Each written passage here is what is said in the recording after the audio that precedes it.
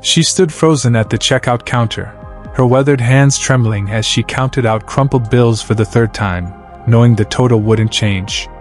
The cashier's eyes held that familiar mixture of pity and impatience.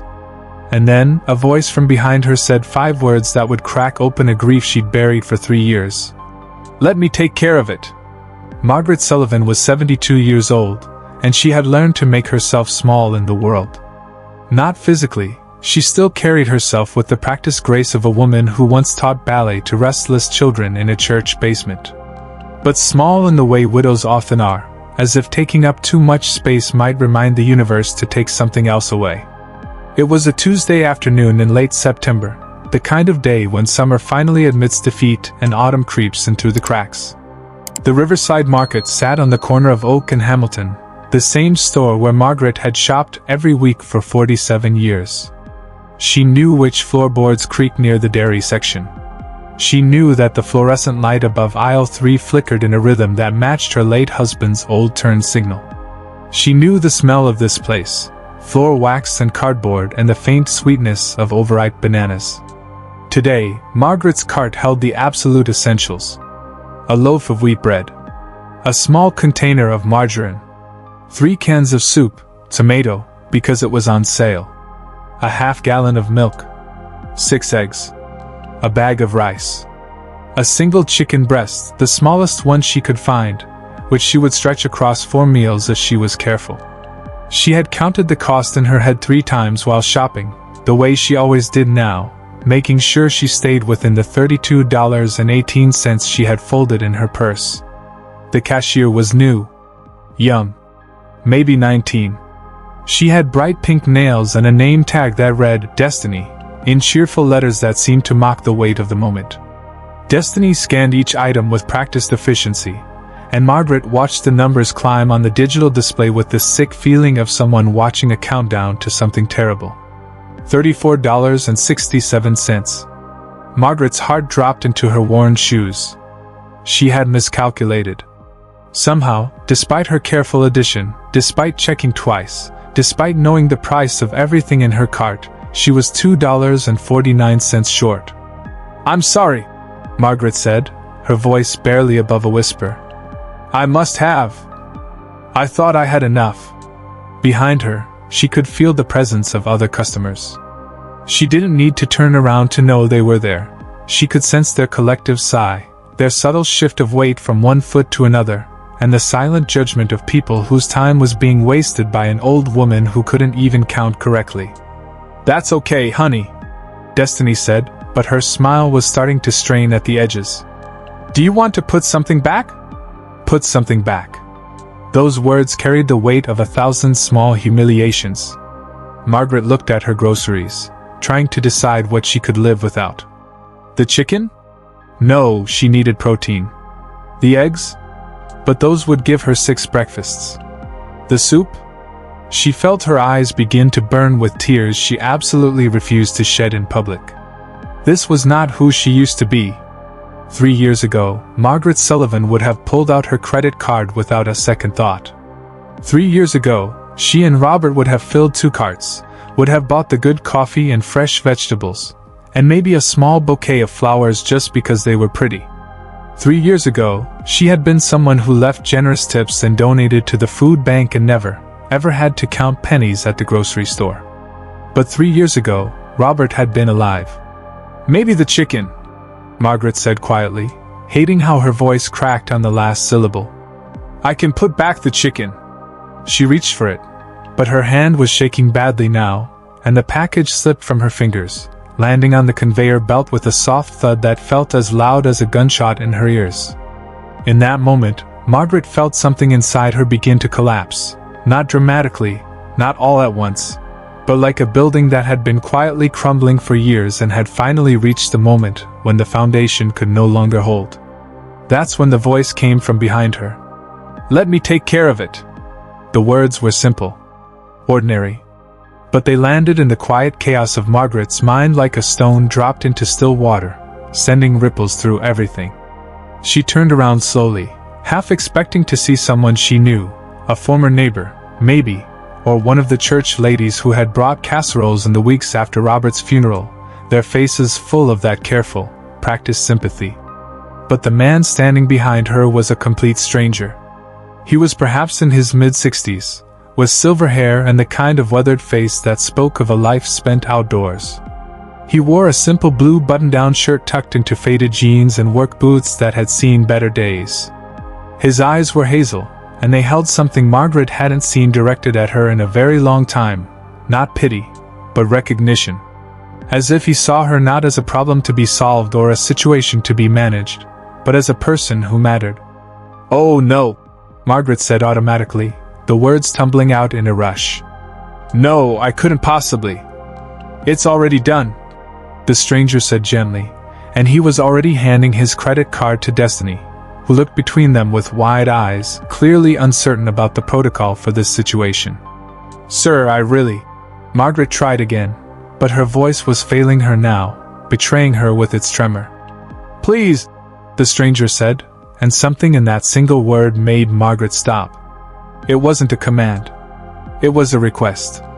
As if he was asking her for permission to do this kindness, as if her acceptance was a gift she could give him. Destiny swiped the card. The machine beeped its approval. And just like that, Margaret's groceries were paid for. Margaret stood there, clutching her purse, feeling as if the ground beneath her feet had shifted slightly, as if the rules of the world she had come to understand had suddenly changed. Strangers didn't do this.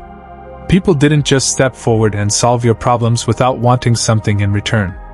That wasn't how life worked, especially not for invisible old women counting pennies in grocery stores. I don't know what to say," Margaret whispered. "You don't have to say anything," the stranger replied.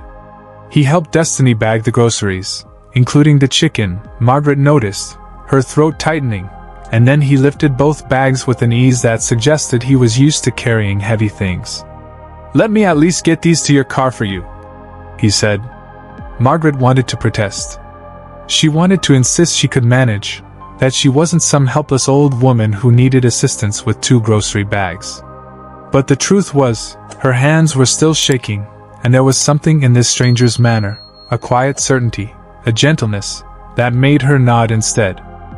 They walked together through the automatic doors, out into the parking lot where the September sun hung low and golden, casting long shadows across the cracked asphalt. Margaret's car, a 20-year-old Buick that had belonged to Robert, sat in her usual spot near the back.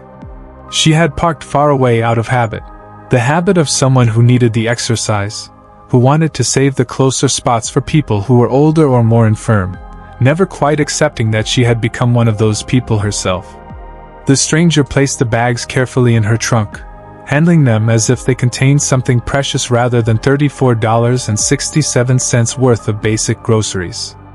"Thank you," Margaret said, and this time she managed to get the words out clearly. "You didn't have to do that. I would have managed. I would have put something back." "I know you would have," the stranger said, and he turned to face her fully. "My mother used to do the same thing. After my father passed, she would stand at the register and count out exact change, putting items back one by one until the total matched what she had in her purse. She was so proud, so determined not to ask for help. And I was young and stupid and didn't understand why she wouldn't just tell us she was struggling." The words hung in the air between them, and Margaret felt something crack open in her chest, not painfully, but like ice breaking up in spring, like something frozen beginning to thaw. "I didn't figure it out until after she was gone," the stranger continued, his voice rougher now. "Found a box in her closet full of past due notices she'd hidden. Discovered she'd been eating 1 meal a day for months so she could keep up with her property taxes. She died with $12 in her checking account and a pantry full of expired canned goods she'd been too afraid to throw away because what if she needed them?" He paused, looking out across the parking lot, and Margaret could see the grief written in the lines around his eyes, still fresh despite what must have been years. "I can't help her anymore," he said quietly. "But when I saw you in there, counting those bills, trying to figure out what you could live without," he met Margaret's eyes again. "I saw her. And I thought, maybe this time I could get it right. Maybe this time I could step forward instead of standing back. Does that make sense? Margaret nodded, not trusting her voice. It made perfect sense. It made more sense than anything had in 3 years. What was her name? Margaret asked. Your mother. Dorothy, the stranger said, and a small smile touched his lips. Dorothy Ellen Hayes. She taught 3rd grade for 37 years. Made the best lemon meringue pie you ever tasted. Sang off-key in church and didn't care who heard. Died alone in her house because she was too proud to wear a medical alert button. She sounds wonderful, Margaret said softly. She was, he agreed. Stubborn as hell, but wonderful. They stood there for a moment in the golden afternoon light, two strangers connected by the invisible threads of loss and regret, and the universal experience of watching someone you love struggle, while they pretend everything is fine. My husband was Robert, Margaret heard herself say, surprised by the words even as they left her mouth. She hadn't talked about Robert to anyone outside of her immediate family in months. People got uncomfortable when widows mentioned their dead husbands. They never knew what to say, and the silence that followed was always worse than the conversation. But this stranger, this man who had paid for her groceries because he couldn't help his own mother, didn't look uncomfortable. He just listened. He died 3 years ago last June, Margaret continued. Heart attack. He was pulling weeds in the garden 1 minute and gone the next. Everyone said I was lucky it was quick, that he didn't suffer. And I suppose they're right, but it didn't feel lucky. It felt like being in the middle of a conversation and having someone rip the last page out of the book before you could finish the sentence. The stranger nodded slowly, understanding in his eyes. Robert took care of everything, Margaret said. The bills, the taxes, the investments. I knew he did it, of course. I wasn't completely in the dark. But I never paid attention to the details. He wanted me to focus on my students and my garden and my book club. He wanted me to be happy. And I was. God, I was so happy. Her voice caught, and she paused, pressing her lips together hard. Then he was gone, and I discovered we weren't as prepared as he thought. Medical bills. The house needed a new roof. Property taxes went up. I had to stop teaching because my arthritis got too bad, and Robert's pension wasn't as much as we'd expected. Social Security doesn't stretch as far as it should.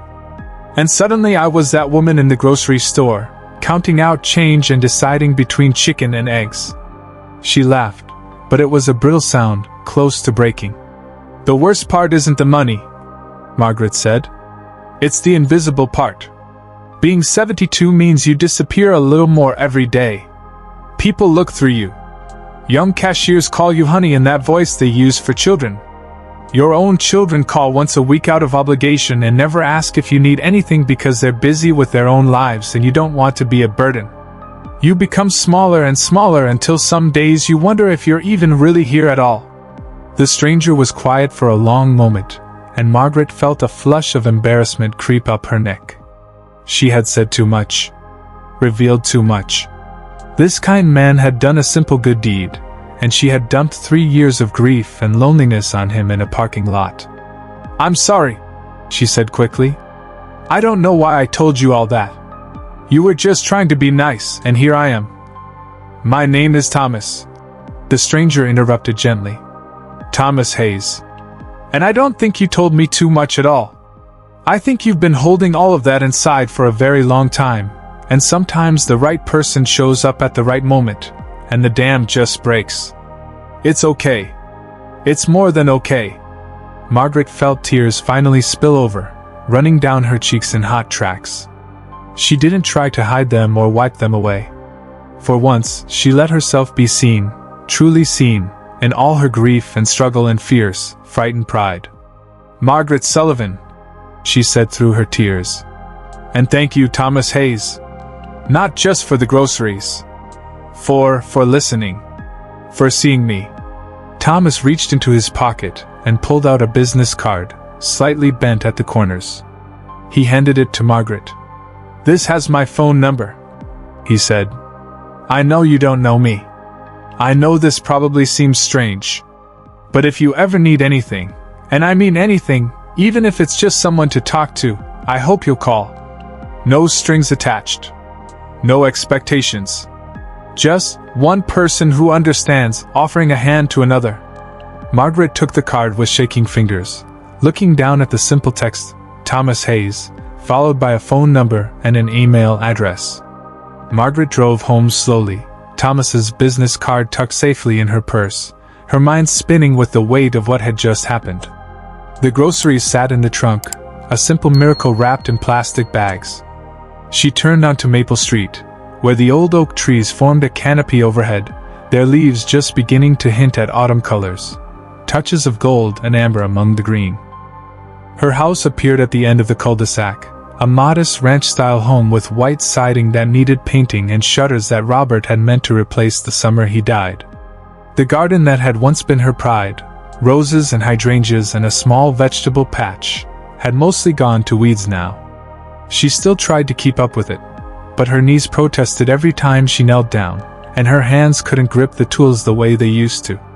She pulled into the driveway, the same driveway where Robert had taught their daughter Katie to ride a bicycle 35 years ago, where they'd stood together on countless summer evenings watching fireflies, and where he'd kissed her goodbye on his last morning alive, not knowing it was goodbye. Margaret sat in the car for a moment after turning off the engine, letting the silence settle around her. Through the windshield, she could see Mrs. Chen next door, watering her flowers. Mrs. Chen was 86 and still spry, still independent, still capable. Margaret wondered if Mrs. Chen ever stood at checkout counters counting pennies, or if she was one of the lucky ones who had planned better, saved more, and married a man who left her secure. Finally, Margaret gathered her purse and got out, retrieving the grocery bags from the trunk. They felt heavier now, weighted with more than just their contents. Each item represented a gift, a kindness, a moment when someone had stepped forward and said, "You matter. Your struggle matters. Let me help." Inside, the house was exactly as she'd left it, quiet, neat, and unbearably lonely. The afternoon sun slanted through the living room windows, illuminating dust motes that danced in the golden beams. Robert's reading chair still sat in the corner, and Margaret still couldn't bring herself to sit in it or move it or give it away. Some mornings, she swore she could still smell his cologne in the fabric, though she knew that was impossible after 3 years. She put away the groceries one item at a time, arranging them carefully in the nearly empty refrigerator and cupboards. The chicken went on the second shelf, where it seemed to glow with possibility. She could roast it tomorrow with some rice. Maybe stretch it into soup later in the week. The eggs would last 2 weeks if she was careful. The bread could be frozen, one slice at a time. After the groceries were stored, Margaret sat at the kitchen table with a cup of tea, made with a bag she'd used twice already, and pulled out Thomas Hayes's business card. She ran her thumb over the raised lettering, wondering about this man who had seen her in her moment of need and chosen to act. What kind of person carried business cards with just their name and phone number? What did he do for a living? Was he married? Did he have children who called him once a week out of obligation? Or did he have the kind of family that gathered around tables and actually talked to each other?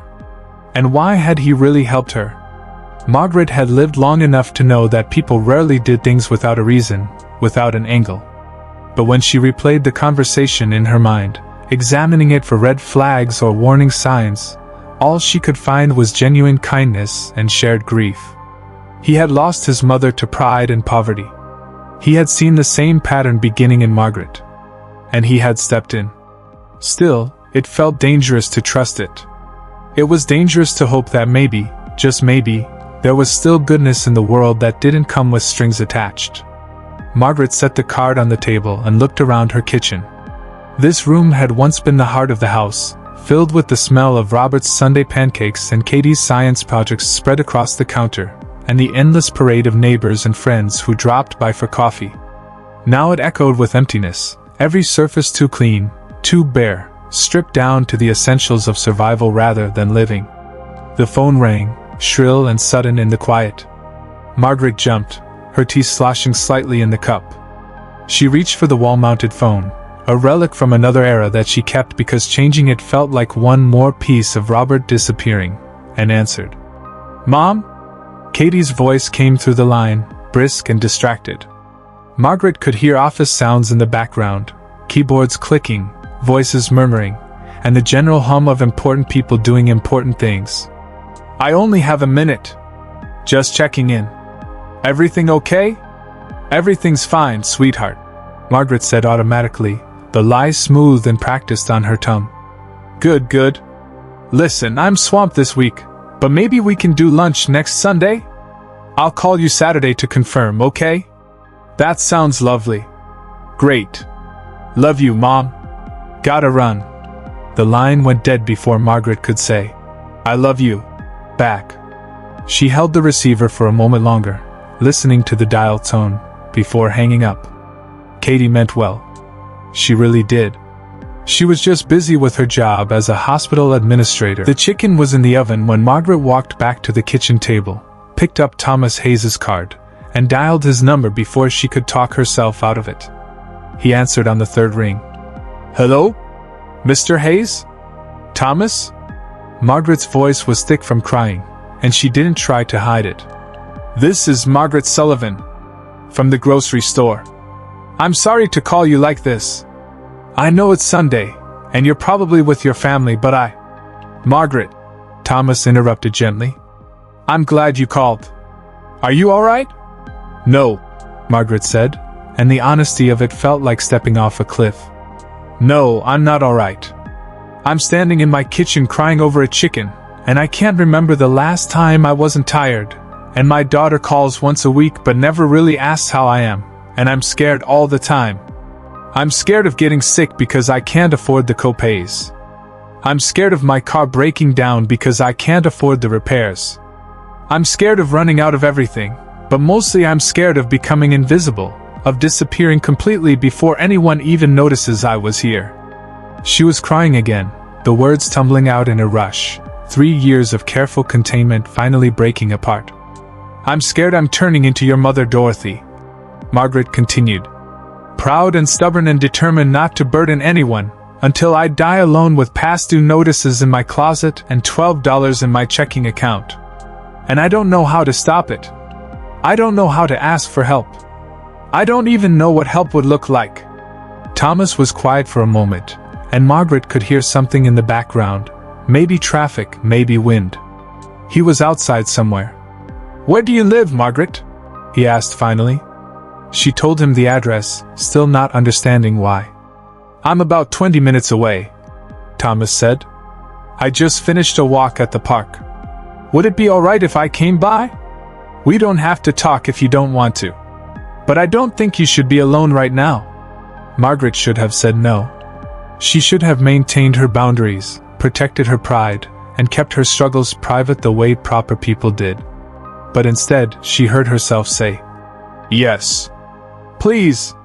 Yes. I'll be right there, Thomas said. Margaret hung up and looked around her house with fresh eyes, seeing it the way a stranger would. The worn furniture, the bare walls where pictures used to hang before she'd sold them at the consignment shop, and the general air of making do. She thought about tidying up, about hiding the evidence of her poverty. But what was the point? Thomas had already seen her at her lowest. There was nothing left to hide. 23 minutes later, the doorbell rang. Margaret opened it to find Thomas standing on her porch, holding a bakery box and a small bouquet of autumn flowers, orange mums and deep red roses. I know you didn't ask for these, he said quickly. And I don't want you to feel like I'm trying to fix everything or make this weird. But I was passing a flower stand, and I remembered you mentioned having a garden, and I thought. He trailed off, looking almost embarrassed. I can take them back if it's too much. It's perfect, Margaret said, her voice breaking. Please come in. They sat at her kitchen table, the same table where she and Robert had shared 47 years of meals, where Katie had done her homework, and where countless friends had gathered for coffee and gossip and the easy comfort of community. Now it held a bakery box of cookies, a vase of fresh flowers that Margaret had arranged with shaking hands, and 2 cups of tea. Tell me about Robert, Thomas said. It was such a simple request, but it opened something in Margaret that had been locked tight for 3 years. Everyone else wanted her to move on, to heal, to stop dwelling on the past. But Thomas wanted to know about the man she'd lost and wanted to hear his story. So she told him. She told him about meeting Robert at a community dance in 1968, and how he'd stepped on her feet twice during their first dance and apologized so profusely that she'd laughed until her sides hurt. She told him about their wedding in a small church with 20 guests and daisies from her mother's garden. She told him about Katie's birth, how Robert had fainted in the delivery room and woke up on the floor to find himself a father. She told him about Sunday crossword puzzles and Tuesday night Scrabble games and the way Robert always let her win, even though they both knew he was better at words. She told him about the good years and the hard years, the arguments over money and child-rearing, and whose turn it was to take out the trash.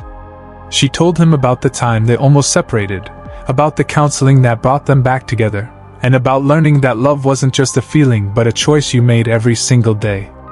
And she told him about the end, about finding Robert in the garden, about the ambulance that came too late, about the funeral where people said all the right things that meant nothing, about the weeks and months and years of learning to live in a world where her person was gone. Thomas listened to all of it, never interrupting, never offering empty platitudes or trying to fix her grief. He just listened, his presence solid and grounding, his attention complete. When Margaret finally fell silent, wrung out and exhausted, Thomas shared his own story. He told her about growing up as the youngest of 3 boys and about his father, who worked in a steel mill and died at 53 from lung disease. He told her about his mother, Dorothy, who raised 3 boys on a secretary's salary and never once complained, even when there wasn't enough food or heat or hope. He told her about his own marriage, 28 years to a woman named Linda who taught kindergarten and made him laugh even on his darkest days. They'd had 2 daughters, both grown now with families of their own. Linda had died 5 years ago, breast cancer that came back after they thought it was beaten. "I know what it's like to be half of something and suddenly become whole but hollow," Thomas said. "To wake up reaching for someone who isn't there. To have conversations with ghosts and feel crazy for it. To wonder if the pain will ever stop feeling so fresh and immediate." "Does it?" Margaret asked. "Stop feeling fresh?" "No," Thomas said honestly. "But it changes. The edges get softer. You learn to carry it better. And some days you even find moments of joy that don't feel like betrayals." They sat in comfortable silence for a while, the afternoon light shifting across the table, the smell of roasting chicken filling the kitchen with something that felt almost like home. Margaret looked at this stranger, who had become less strange with every passing moment, and who had somehow slipped past her defenses not with force but with simple, honest recognition. "Why did you really come here today?" Margaret asked finally. "I know you said you didn't want me to be alone, but there has to be more to it than that. You don't know me. I could be anyone." Thomas considered the question carefully, turning his teacup in his hands. "After Linda died, I went through a dark time," he said slowly. "Really dark. I couldn't see the point of anything. I'd built a life around being her husband, being a father, and being part of a unit. And suddenly I was just me. Alone. Purposeless. I stopped eating right. Stopped seeing friends.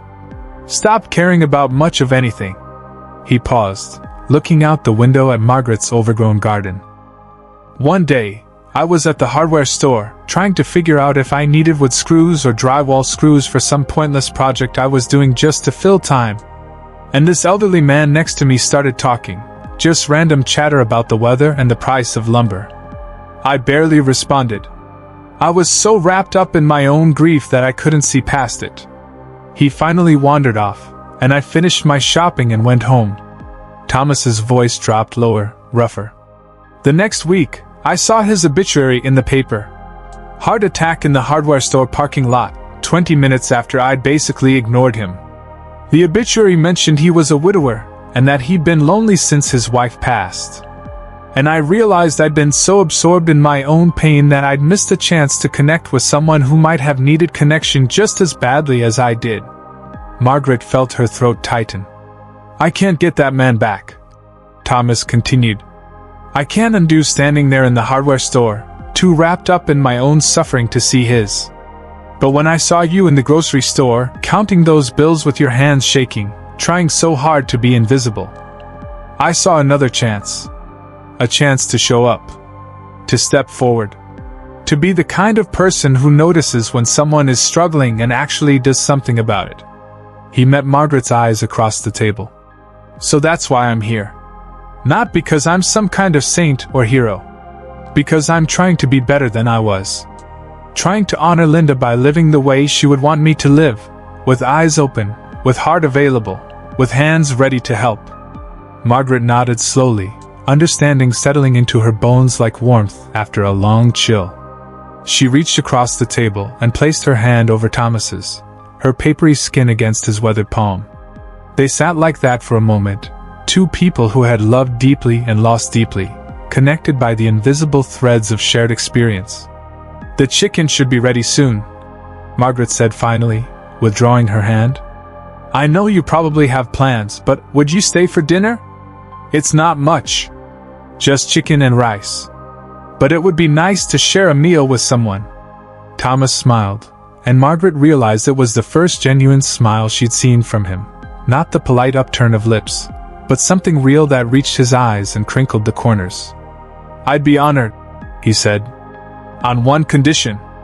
Margaret raised an eyebrow. Let me look at your garden while the chicken finishes cooking. You mentioned you used to love gardening, and I saw those overgrown beds out front. I've got nothing but time these days, and I've been looking for a project. Oh, Thomas, I couldn't ask you to. You're not asking. I'm offering. There's a difference. So they went outside into the late afternoon sunshine, where September's golden light made everything look softer, more forgiving. Margaret's garden was indeed a disaster, roses strangled by weeds, hydrangeas desperate for pruning, and the vegetable patch reduced to a tangle of dead tomato vines and volunteer squash plants. Thomas walked slowly through the chaos, occasionally bending to examine a plant or test the soil with his fingers. He moved with the careful attention of someone who understood growing things, who respected the patience required to tend life from the ground up. This is good soil, he said. And these roses, they're old varieties, aren't they? Heirlooms. Robert's mother planted them the year we moved in, Margaret said. 47 years ago. They used to be beautiful. I used to spend hours out here, deadheading and weeding and talking to them like they were old friends. What happened? Margaret looked down at her hands, twisted with arthritis, the knuckles swollen and painful. My body stopped cooperating. Getting down on the ground became impossible. Holding tools hurts.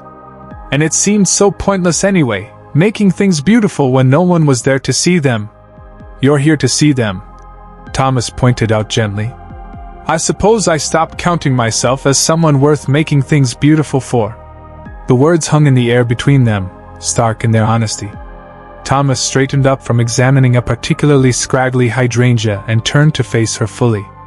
Margaret Sullivan, he said, his voice firm but kind. You are worth beautiful things. You are worth flowers that bloom and meals that nourish and moments that bring joy. The world might try to tell you otherwise. Old age and poverty and loss might try to convince you you're not worth the effort anymore. But that's a lie. And I think deep down, you know it's a lie. Margaret felt tears prick her eyes again, but these were different, not the desperate, hollow tears of earlier, but something warmer, something that felt almost like hope trying to break through frozen ground. I'd like to help you reclaim this garden, Thomas said. Not do it for you, but with you. I'll handle the heavy work, the digging, the lifting, and the parts that require knees that still bend properly. But I need you to tell me what you want. Where the plants should go. What colors do you love? What memories do you want to honor? This is your space, your story. I'm just offering to be the muscle behind your vision. They ate dinner at the small kitchen table as the sun set outside, painting the sky in shades of orange and pink and deep purple. The chicken was simple but perfectly roasted, the rice fluffy, and Thomas had insisted on opening a jar of Margaret's homemade applesauce that he'd spotted in the pantry. Applesauce made last fall when the neighbor's tree had dropped fruit into her yard and she'd spent a whole day canning, back when she still had the energy for such things. "This is delicious," Thomas said, and he meant it. Margaret could tell he wasn't just being polite. There was something about the way he ate, slowly, appreciatively, savoring each bite as if it mattered, that spoke of someone who understood that food was more than fuel. It was comfort and connection and care made tangible. They talked about small things over dinner. Thomas told her about his work. He'd been a civil engineer, designing bridges and water systems, and was now retired. He told her about his daughters, Sarah, who taught high school biology in Portland, and Emma, who ran a bakery in Seattle. He showed her pictures on his phone, his face lighting up as he scrolled through images of grandchildren and birthday parties and ordinary moments made precious by love. Margaret told him about Katie, about the grandchildren she barely knew, 12-year-old twins who were always busy with soccer and music lessons and friends, who barely spoke to her at family gatherings, connected to their screens while she sat at the periphery, a relic from another time. "Do they know?" Thomas asked carefully. "Katie and the boys. About your situation?" Margaret shook her head. "Katie thinks I'm fine. I've made sure of it. She has enough to worry about without adding her struggling mother to the list. And what would I even say? Your father left me less secure than I thought, and I'm too old and useless to manage on my own? She'd insist on helping, and I can't." Margaret's voice broke slightly. "I can't be a burden. I spent my whole life taking care of people, my students, my husband, and my daughter. I can't become the thing that needs taking care of." "That's not how family works," Thomas said gently. "It's not supposed to be a one-way street where you give until you're empty and then disappear quietly so no one has to deal with your needs. That's not love. That's martyrdom. And it doesn't honor anyone, least of all yourself." "Easy to say," Margaret replied, but there was no bitterness in her voice, just exhaustion. "You're right. It is easy to say. Doing it is harder. I'm still learning myself." Thomas set down his fork and leaned back in his chair. "After Linda died, I pushed my daughters away. I told them I was fine, that they should focus on their own families, and that I didn't need anything. Emma saw through it eventually. Showed up at my house one day and found me living like a hermit, eating cereal for every meal, and not answering the phone. She sat me down and said, 'Dad, I need you to need me. I need to feel like I can do something, anything, to help you carry this grief. Please let me in.'" He paused, his eyes distant with memory. "It was one of the hardest things I've ever done, admitting I wasn't okay, accepting help, letting my daughters see me weak and broken. But it saved me. It saved our relationship. And it taught me that asking for help isn't weakness. It's trust. It's saying to someone, 'I believe you love me enough to see me at my worst and not turn away.'" Margaret absorbed this, turning it over in her mind like a stone she was examining for cracks. The evening had deepened outside, and she stood to turn on the kitchen light, a simple gesture that felt significant somehow, like illuminating more than just the room. "I don't know if I can do that," she said honestly. "Call Katie and admit I've been lying for 3 years about being okay. Tell her I'm counting pennies at grocery stores. Ask her for what? Money? Help? I don't even know what I need. Maybe you start smaller," Thomas suggested. "Maybe you start by just being honest about how you're feeling, not about the money. Tell her you're lonely. Tell her you miss her and the boys.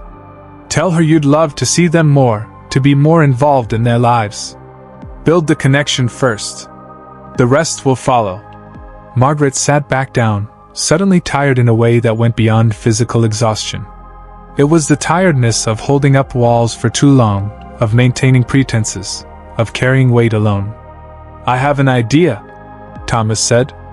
"And you can absolutely say no. But I want you to at least consider it." Margaret looked at him warily. "I'm rattling around in a big house all by myself," Thomas continued. "Linda and I raised our girls there, and now it's just me and way too many empty rooms. I've been thinking about renting one out, not for money but for company. Someone to share meals with occasionally, to split expenses, to just not be alone in that big space." Margaret started to shake her head, but Thomas held up a hand. Hear me out. I'm not proposing anything weird or inappropriate. Separate rooms, separate spaces, completely independent. Just two people who understand loss and loneliness deciding to face those things in proximity rather than in isolation. You'd have your own bedroom and bathroom. Access to the kitchen and the garden, and Margaret, you should see the garden. Linda planted it 20 years ago, and I've kept it up in her memory, but it needs someone who actually knows plants, who cares about them. Thomas, I can't. You wouldn't pay rent. You'd contribute what you can to groceries, and we'd share the cooking. You'd have your privacy and your independence, but you wouldn't have to face every day alone. And honestly, you'd be helping me as much as I'd be helping you. I'm tired of eating frozen dinners and watching TV by myself every night. I'm tired of waking up in that house and feeling like I'm haunting it rather than living in it. Margaret stared at him, her mind spinning with the impossibility and possibility of what he was suggesting. Move in with a man she'd met a week ago. It was absurd. It was inappropriate. It was the first thing that had felt like hope in 3 years. I can't make a decision like that right now, Margaret said carefully. It's too big. Too fast. I need time to think. Of course, Thomas said immediately. I'm not asking for an answer tonight. I'm just asking you to consider it. To sit with the idea. To imagine what it might feel like to not face everything alone. He stood up and started gathering dishes, moving around her kitchen with the ease of someone comfortable in domestic spaces. Let me help with those. Margaret started to rise, but Thomas waved her back down. You cooked. I clean. That's the deal. Margaret watched him wash dishes in her sink, this stranger who was becoming something more, not a romantic interest. She was too old and too loyal to Robert's memory for that, but something else. A friend? A companion? A lifeline? After Thomas left, with a promise to call tomorrow and an invitation for Margaret to visit his house that weekend, no pressure, just to see the space and the garden, Margaret sat in her living room in the gathering darkness. She didn't turn on the lamp. She just sat, letting her eyes adjust to the shadows, thinking about everything that had happened in the space of a week. 7 days ago, she'd been a woman counting pennies at a grocery store, about to put back a chicken breast, convinced of her own invisibility. Now she was a woman who had been seen, who had been heard, and who had been offered not pity but partnership. The house felt different somehow. Still quiet, still empty of Robert's presence, but less oppressive. As if a window had been opened somewhere, letting in fresh air and possibility. Margaret picked up her phone, the old landline receiver, and stared at it for a long moment. Then, before she could talk herself out of it, she dialed Katie's cell number. It rang 4 times. Margaret almost hung up. Then Katie's voice came through, slightly breathless. Mom? Is everything okay? You never call this late. It was 8:30. Hardly late. But Margaret realized that Katie was right. She never called outside their established Sunday morning schedule. She trained her daughter to expect only designated contact, controlled contact, and safe contact where nothing real was ever discussed. Katie, Margaret said, and her voice shook slightly. Can we talk? Really talk? I need to tell you some things, and I need you to just listen. Can you do that? There was a pause. Margaret could hear Katie moving and heard a door close, the background noise fading to silence. I'm listening, Mom, Katie said, and there was something in her voice, concern, yes, but also relief, as if she'd been waiting for this call for 3 years. So Margaret talked. Not about the money, not yet, but about the loneliness. About how much she missed having people to care for, about feeling invisible in grocery stores and on sidewalks, and about the way silence in an empty house could become deafening. She told Katie about the book club where she pretended to have read books she couldn't afford, about doctor's appointments where she downplayed her pain because what was the point of complaining, and about nights when she went to bed at 9 o'clock not because she was tired but because it was cheaper than staying up. And Katie listened. Really listened. and then she said 5 words that cracked something open in Margaret's chest. "Mom, I didn't know. I'm sorry. I thought you were okay because you kept saying you were okay. I thought you wanted space to grieve for Robert on your own. I didn't want to intrude, to make you feel like I was checking up on you or treating you like you couldn't manage. But I should have asked more. I should have pushed past the 'I'm fine.' I should have seen what you weren't saying. I got very good at hiding it," Margaret admitted. "Too good," Katie said. "Mom, I'm coming over tomorrow after work. We're going to sit down and really talk about everything. Finances, health, what you need, and what I can do. And the boys are coming too. They miss you. They ask about you all the time, but I always say you're busy or tired, because that's what you always tell me. But maybe what they need, what we all need, is more truth and less protection." Margaret felt tears sliding down her cheeks again, but these were different. These carried relief rather than despair. After she hung up with Katie, Margaret sat in the darkness of her living room and let herself feel everything she'd been holding back. The grief, yes, but also the gratitude. The fear, but also the hope. The shame of struggling, but also the relief of finally admitting it. She thought about Thomas's offer, the house, the garden, the companionship. She thought about Katie coming over tomorrow, about having real conversations instead of surface ones. She thought about Dorothy Hayes, who had died alone with $12 in her checking account, and about how many Dorothys and Margarets were out there right now, suffering in silence because they'd been taught that needing help was failure. The business card still sat on her kitchen table. Margaret picked it up and ran her thumb over the raised lettering one more time. Then she did something she hadn't done in 3 years. She allowed herself to imagine a future that wasn't just about surviving. She imagined working in a garden again, her hands in soil, coaxing beauty from the earth. She imagined shared meals and conversations that mattered. She imagined being seen, being known, and being valued not for what she could provide but simply for existing. It felt dangerous, this hope. Like something fragile that could shatter if she held it too tightly. But it also felt necessary, like air after holding your breath for too long.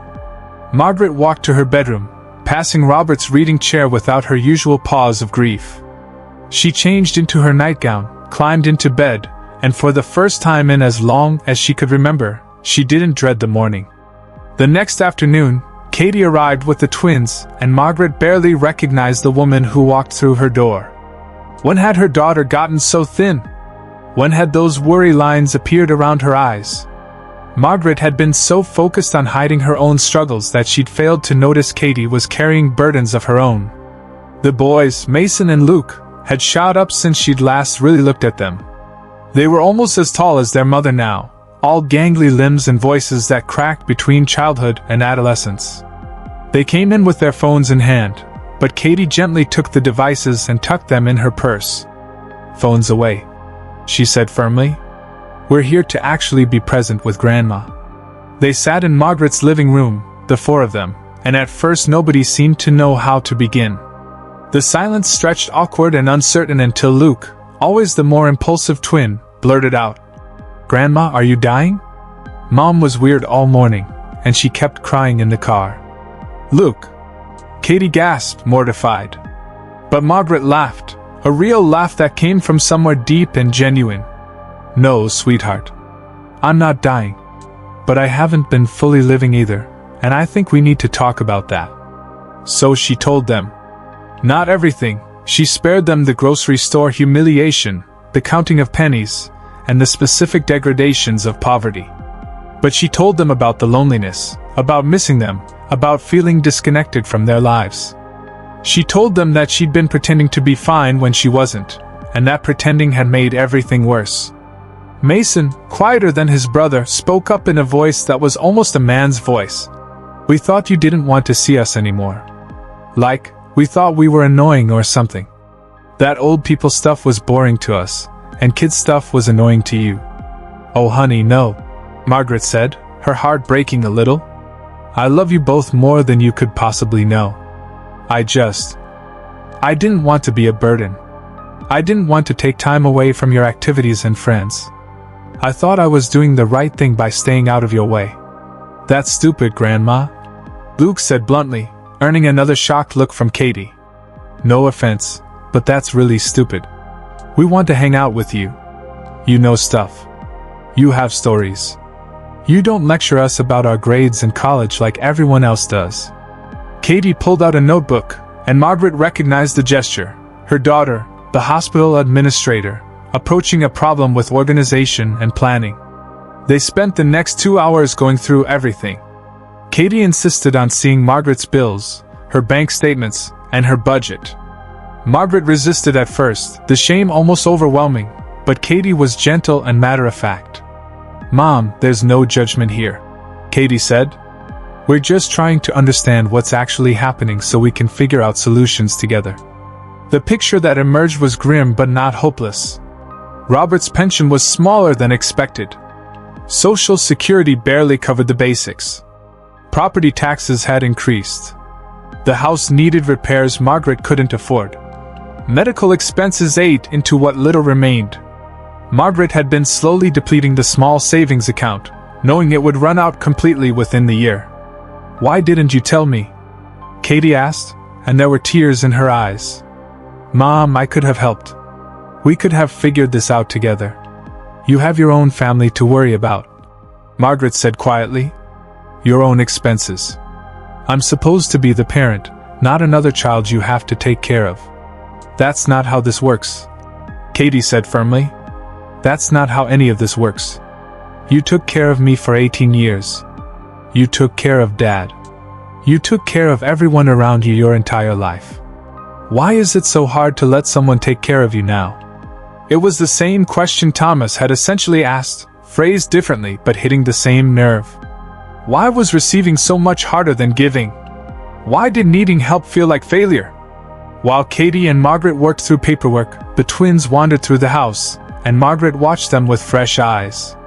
They paused at the mantel where old photographs gathered dust, pictures of Robert, of Katie as a child, of family vacations and Christmas mornings, and all the accumulated evidence of a life lived together. "Is this Grandpa?" Mason asked, picking up a frame that held Robert in his garden, dirt on his knees and a broad smile on his face. "Yes," Margaret said.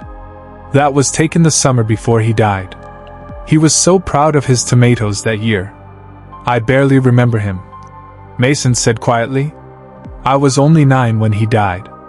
Luke and I were just kids. He loved you both so much," Margaret said, her throat tight. "He used to say you two were his second chance at childhood, getting to play and be silly without the responsibility of being the parent." Luke had found the old photo albums in the bookshelf, and he brought one over to the couch, flipping through pages of faded photographs. "Whoa, Grandma, is this you? You were so young." Margaret looked at the picture he was pointing to, herself at 25, dancing at a friend's wedding, her hair long and dark, her face unlined and full of possibility. She barely recognized that woman. "That was a long time ago," Margaret said. "You look happy," Luke observed. "I was happy. Your grandfather took that picture. He loved to dance, even though he wasn't very good at it." The boys spent the next hour asking questions they'd never asked before. What was Grandpa like? How did you meet? What was it like being young in the 1960s? What did you do before you were a grandma? And Margaret found herself telling stories she hadn't thought about in years. Stories about teaching ballet to children who had 2 left feet, about the time she and Robert drove cross-country in a beat-up Volkswagen with no air conditioning, about protests and concerts, and about a world that felt both terrifying and full of infinite possibility. Katie watched from the kitchen table, and Margaret saw something shift in her daughter's expression. Recognition, maybe, that her mother was more than just Mom or Grandma. That she was a whole person with a history and dreams and losses that stretched far beyond the roles she played in their lives. "We should do this more," Mason said. "Like actually hang out and talk. Not just holiday dinners where everyone's stressed and we have to be on our best behavior." "Yeah," Luke agreed enthusiastically. "Can we come over after school sometimes? Mom's always at work until 6 anyway, and we usually just sit around watching YouTube." We could hang out here instead. Maybe you could teach us to cook? Mom says you used to make amazing cookies." Margaret felt something crack open in her chest, not painfully, but like light breaking through after a long darkness. "I would love that," she said, and meant it with every fiber of her being. By the time the sun started setting, they had the beginnings of a plan. Katie would help Margaret refinance some of her debt at a lower interest rate. They would look into programs for seniors that could help with utility bills and property taxes. Katie would add Margaret to her family's cell phone plan, no more expensive landline. They would go through the house together and figure out what repairs were essential and what could wait. "And Mom," Katie said carefully, "I want you to move in with us." Margaret's heart clenched. "Katie, no. I can't. Just hear me out. We have that finished basement. It's basically a complete apartment, bedroom, bathroom, and sitting area. You'd have your privacy, your own space, but you'd be with family. The boys would love it. And honestly, Mom, I would love it too. I miss you. I miss having you in my daily life. And you could help me sometimes, not as a burden, but as a partner. I'm drowning at work, and the boys need more attention than I can give them. Having you there it would help all of us." Margaret thought about Thomas's offer, about the house with the garden and the promise of companionship without family obligation. She thought about Katie's basement apartment, about being needed again, about having a role in her grandchildren's lives. Two different paths forward, both offering connection, both offering a way out of the isolation that had been slowly killing her. "Can I think about it?" Margaret asked. "I need some time to consider everything. There's a lot to process." "Of course," Katie said. "But Mom, whatever you decide, I want you to know, you're not alone anymore. You don't have to be. We're going to figure this out together." After they left, with promises to come back Sunday for dinner, with Mason and Luke both hugging her tightly, Margaret stood in her quiet house and realized it felt different now. Still quiet, but no longer oppressive. The silence was just silence, not loneliness. She picked up the phone and called Thomas. Thomas answered on the second ring, and Margaret could hear the smile in his voice. "Margaret, I was hoping you'd call.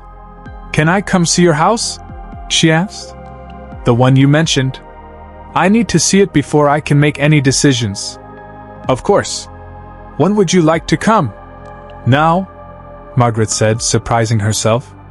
"If that's not too soon. I need to see it.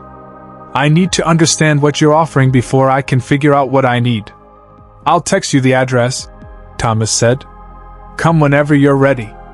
Margaret changed out of her house clothes into a simple dress and cardigan. She looked at herself in the mirror, really looked, not just the quick glance she usually allowed herself. She saw a woman who had been beaten down by circumstances but not broken. A woman who was learning, slowly, to accept help without shame. A woman who still had choices, still had agency, and still had the power to shape what came next. The drive to Thomas's house took 20 minutes through tree-lined streets that grew progressively nicer. His home was in an older neighborhood where the houses sat on large lots with mature landscaping. It was a 2-story craftsman-style house with deep eaves and a wide front porch, painted a soft gray with white trim. The garden that spread across the front yard was breathtaking, roses and lavender and ornamental grasses arranged with an artist's eye for color and texture and form. Thomas met her at the door, and his face lit up when he saw her. "You came. You invited me," Margaret said simply. He gave her the tour, walking her through rooms that were clean and comfortable but unmistakably lonely. The kitchen was too big for one person. The dining room table could seat 8 but clearly never did. The living room had 2 reading chairs positioned by the window, one with a worn cushion where Thomas obviously sat, the other pristine and unused. "This was Linda's chair," Thomas said quietly, following Margaret's gaze. "I can't seem to move it. Feels like erasing her somehow."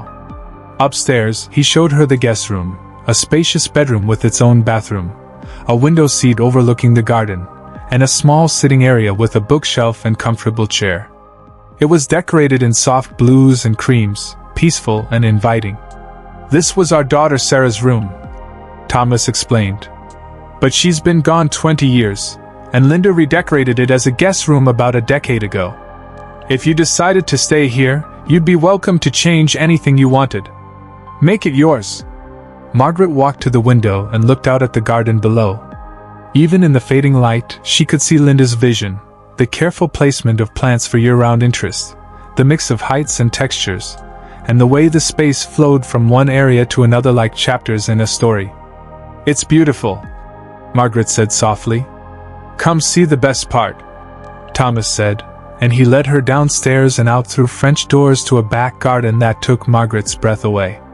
It was an acre of carefully tended beauty, perennial beds overflowing with late-season blooms, a vegetable garden with raised beds, a small greenhouse, a koi pond with water lilies, and everywhere, the evidence of hands that loved growing things. There was a stone patio with a table and chairs, a swing bench under an old oak tree, and a shed that Thomas explained was full of tools and supplies. Linda called this her sanctuary, Thomas said. She spent every spare moment out here. After she got sick, she'd sit on that bench even when she was too weak to do the actual gardening, just watching things grow. She made me promise I'd keep it up after she was gone. Said the garden shouldn't die just because she did. Margaret walked slowly through the paths, her hands trailing over lavender stems that released their fragrance at her touch, pausing to admire the roses that were putting out one last flush of blooms before winter. She knelt, carefully, mindful of her arthritic knees, beside a bed of hostas and ran her fingers through the soil. It was rich and dark, well-tended, and loved. This could all be yours, Thomas said quietly. Not just to visit, but to tend, to make decisions about, to shape according to your vision alongside Linda's. I've kept it alive, but I don't have the eye for it that she did. I don't know which plants need dividing or when to prune or how to create those perfect color combinations. I'm just maintaining what she built. But you could help it grow again.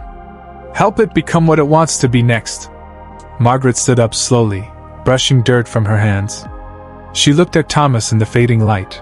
This man who had paid for her groceries and listened to her grief and offered her a place in his life without expectations or obligations beyond simple companionship. Why me? She asked. You could have asked anyone. Your daughters, maybe. Friends from your old life. Why a stranger from a grocery store? Thomas considered the question carefully. Because you understand, he said finally. You understand what it's like to lose the person who made the world make sense. You understand loneliness. You understand pride and shame and the difficulty of asking for help. Because we're at the same point in our lives, not at the end, not ready to give up, but needing to figure out what comes next. And because when I saw you in that store, I saw someone who still had fight left in her, even if she was losing the battle. I saw someone worth knowing. Margaret felt tears slide down her cheeks, and she didn't wipe them away. I had another offer today, she said. My daughter wants me to move in with her family. Live in their basement apartment. Be a grandmother full-time. Help with the boys. Be needed. That sounds wonderful, Thomas said, and he meant it. There was no disappointment in his voice, no sense that he was trying to compete or convince. It does, Margaret agreed. And it is. Katie and I, we hadn't really talked in 3 years. Not really talked. Today we did, and it was like remembering we actually liked each other, not just loved each other out of obligation. The boys want to spend time with me. They want me to teach them things. They want me in their lives in a real way. So that's what you're going to do, Thomas said. It wasn't a question. I don't know, Margaret admitted. Both options are good. Both offer connection and purpose and a way forward. Katie's offer means family, means being needed, and means having a role. Your offer means independence, means garden work and quiet companionship, and no expectations beyond showing up as myself. She turned to face him fully. The truth is, I'm terrified of both. Terrified of being a burden to Katie, of inserting myself into her family's rhythm and disrupting it. Terrified of living with you, a man I barely know, and discovering we can't actually coexist. Terrified that any choice I make will be the wrong one. There's no wrong choice here, Thomas said gently. There are just different paths forward. And Margaret, whichever path you choose, I hope we can stay in each other's lives. If you move in with Katie, I'd still love to have you over to work in the garden sometimes. To share meals occasionally. To be friends, if nothing else. You don't have to choose between connection with your family and connection with me. They're not mutually exclusive. Margaret absorbed this, the wisdom of it settling into her bones. She had been thinking in terms of either / or when maybe the answer was both / and. Maybe she could move in with Katie and still visit Thomas. Maybe she could be a grandmother and still tend a garden that wasn't her own. Maybe, after 3 years of isolation and scarcity thinking, she could allow herself to have multiple sources of connection and support. I need to think, Margaret said. Can I have a few days? Take all the time you need, Thomas replied. The offer stands, no expiration date. They walked back through the garden as darkness fell, and Thomas pointed out the motion-activated lights that illuminated the paths. Linda insisted on those after she almost fell one evening. She said a garden should be accessible even after sunset, that beautiful things shouldn't be limited to daylight hours. Margaret smiled at this wisdom from a woman she'd never met but felt she knew through the garden she'd created and the man she'd loved. Before she left, Thomas loaded a basket with vegetables from his garden. Tomatoes and zucchini and peppers, more than one person could use but perfect for someone learning to feed themselves properly again. Take these, he insisted. They'll just go to waste otherwise. And Margaret, whatever you decide about living arrangements, promise me you'll stop choosing between the chicken and the eggs. Call me if you need groceries. Call me if you need anything. We're friends now, and friends help each other. Margaret drove home with the basket of vegetables on her passenger seat and her mind spinning with possibilities. The house was dark when she arrived, but she'd left the porch light on, a small thing, but it meant coming home to light instead of darkness. She brought the vegetables inside and arranged them on her kitchen counter, their colors bright against the worn laminate. Then she sat at her table with a cup of tea and Thomas's business card and Katie's phone number written on a notepad, and she tried to figure out which path forward felt most like hope. Margaret didn't sleep much that night. She lay in bed watching shadows move across the ceiling, listening to the house settle around her, thinking about choices and consequences and the different ways a life could unfold from a single decision. At 3 a.m, she got up and made herself tea, a fresh bag this time, not reused, and sat at the kitchen table with a notebook. She drew a line down the middle of a page and started writing. On the left side, Katie's house. On the right, Thomas's house. She listed the practical considerations first. With Katie, she'd have a family connection, a role with the twins, security, and the comfort of blood ties. With Thomas, she'd have independence, the garden, quiet companionship, and space to be herself without the weight of family expectations. But as she wrote, Margaret realized something. She was still thinking about what everyone else needed. What Katie needed from her. What Thomas needed from her. What the twins needed from her. When had she last asked herself what she actually wanted? Margaret set down her pen and closed her eyes. What did she want? She wanted to wake up with purpose. She wanted her hands in soil again, coaxing beauty from the earth. She wanted conversations that mattered, that went deeper than surface pleasantries. She wanted to stop feeling invisible. She wanted to stop feeling afraid all the time, afraid of running out of money, afraid of being a burden, and afraid of being forgotten. But more than any of that, she wanted to stop shrinking herself to fit into other people's comfort zones. She wanted to take up space again. She wanted to matter, not because of what she could do for others, but simply because she existed. The realization hit her like cold water. She'd been disappearing long before Robert died. She'd spent decades making herself smaller, quieter, and more convenient. Being the supportive wife, the devoted mother, and the helpful neighbor. Somewhere along the way, Margaret Sullivan the person had been subsumed by all the roles she played for other people. When Robert died, she'd lost not just her husband but her primary identity. Without someone to support, she didn't know who she was supposed to be. So she'd continued shrinking, continued making herself invisible, until that moment at the grocery store when Thomas had looked at her and said, "Let me take care of it." Not, "Let me take care of you." As if she were a problem to be solved. But, "Let me take care of it." The situation, the immediate need, the burden of that particular moment. He had seen her struggling and offered help without diminishing her personhood in the process. Margaret watched the sun rise through her kitchen window, painting the sky in shades of pink and gold. She thought about Dorothy Hayes, Thomas's mother, who had died alone because she was too proud to ask for help. She thought about all the women like Dorothy, like herself, who had been taught that needing assistance was weakness, that suffering in silence was noble. What a waste. What a tragic, unnecessary waste. At 7 o'clock, Margaret picked up the phone and called Katie. "Mom?" Katie's voice was thick with sleep. "Is everything okay?" "I'm sorry for calling so early," Margaret said. "But I needed to tell you something before I lost my nerve. About your offer, having me move in with you. It's incredibly generous, and I love you for offering it. But I don't think it's the right answer." She heard Katie's sharp intake of breath. "Not because I don't want to be close to you and the boys," Margaret continued quickly. "But because I think I need to figure out who I am as just Margaret for a while. Not Margaret the mother or Margaret the grandmother or Margaret the widow. Just Margaret. Do you understand?" There was a long pause. Then Katie said slowly, "I think so. But Mom, does this mean you're going to keep living alone in that house? Because I don't think that's good for you either." "I have another option," Margaret said. "Remember I told you about the man who paid for my groceries? Thomas? He's offered me a room in his house. It would be a living arrangement between friends, separate spaces, shared meals sometimes, and companionship without obligation. And Katie, he has this garden. This incredible garden needs tending. I could have my hands in soil again. I could grow things."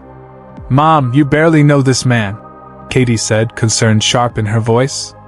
"Moving in with a stranger seems—" "I know it seems rash," Margaret interrupted. "But Katie, I've been invisible for 3 years. I've been shrinking and hiding and pretending to be fine while slowly drowning. Thomas sees me, not as someone to fix or manage or take care of, but as a person who has value just by existing. And maybe that's exactly what I need right now." Katie was quiet for a moment. Is this romantic?" "Because, Mom, if you've met someone, that's wonderful, but—" "No," Margaret said firmly. "It's not like that. We're both still grieving our spouses. This is about two people who understand loss deciding to face the future in proximity rather than in isolation. It's about friendship and companionship and shared understanding. I don't know, Mom. This feels fast. Maybe you should take more time. Katie, I'm 72 years old. I don't have time to waste. I've spent 3 years taking the safe path, the careful path, and it's nearly killed me. I need to do something different. Something that feels like living instead of just surviving." Margaret heard movement on the other end of the line. Katie was getting up, moving to somewhere private where they could talk without waking the boys. "Okay," Katie said finally. "I hear you. But Mom, I need to meet this Thomas. I need to see his house, understand the arrangement, and make sure you're safe. Can we do that? Can you introduce us before you make a final decision?" "Of course," Margaret said, relieved. "That's more than fair. And Mom, I need to say something, and I need you to really hear me." Katie's voice cracked slightly. "I'm sorry. I'm sorry I let you drift away for 3 years. I'm sorry I accepted your I'm fine at face value when I should have pushed harder. I'm sorry I was so wrapped up in my own life that I didn't notice you were struggling. That's on me, and I have to live with it." "Katie. No, let me finish. I thought I was giving you space to grieve. I thought I was being respectful of your independence. But the truth is, it was easier not to ask hard questions. It's easier to believe you were okay than to confront the reality that you might need help. I took the easy path, and you paid the price for it. Margaret felt her throat tighten. We both made mistakes. I hid the truth from you. You didn't push to see it. We can spend time assigning blame, or we can move forward differently. I choose moving forward. Me too, Katie said softly. And Mom? Wherever you end up living, with us, with Thomas, or by yourself, I want to do better. I want the boys to really know you, not just see you at holidays. I want to call more, visit more, and be more present. Not because you need me, but because I need you. Because you matter to me, and I've done a terrible job of showing it. They talked for another hour, about practical things and emotional things, about fears and hopes and the different ways family could show up for each other. By the time they hung up, they had a plan. Margaret would invite Thomas to Sunday dinner at her house. Katie and the boys would come. Everyone would meet. They would see how Thomas and Margaret interacted, assess the situation, and discuss concerns openly. Just promise me one thing, Katie said before hanging up. Promise me you'll choose what's actually best for you, not what you think will make everyone else happy or comfortable. You've spent your whole life taking care of other people. It's okay to take care of yourself for a change. Margaret promised, and she meant it. After talking with Katie, Margaret called Thomas. It was still early, not quite 8:30, but he answered on the first ring, as if he'd been waiting. Margaret. Good morning. Good morning, she said, and she realized she was smiling. I have a proposal for you. Well, more of an invitation. Would you come to dinner at my house Sunday evening? Katie and the twins will be there. She wants to meet you before I make any decisions about living arrangements. Of course, Thomas said immediately. That makes perfect sense. I'd want the same thing if one of my daughters were in this situation.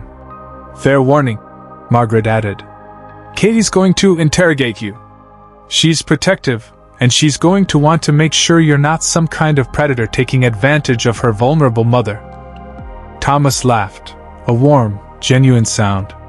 I'd be disappointed if she didn't. A daughter who doesn't protect her mother isn't doing her job. I'm happy to answer any questions she has. And Margaret, whatever comes of Sunday, whatever you decide, I'm glad we met. You've reminded me that it's possible to connect with people even in the middle of grief. That's a gift. They talked for a few more minutes about Sunday dinner, about what Thomas could bring, and about how nervous Margaret was at the prospect of these two parts of her new life meeting. After she hung up, Margaret sat for a moment in the quiet of her kitchen, feeling something she hadn't felt in years: anticipation. Not dread, not anxiety, but genuine excitement about what might come next.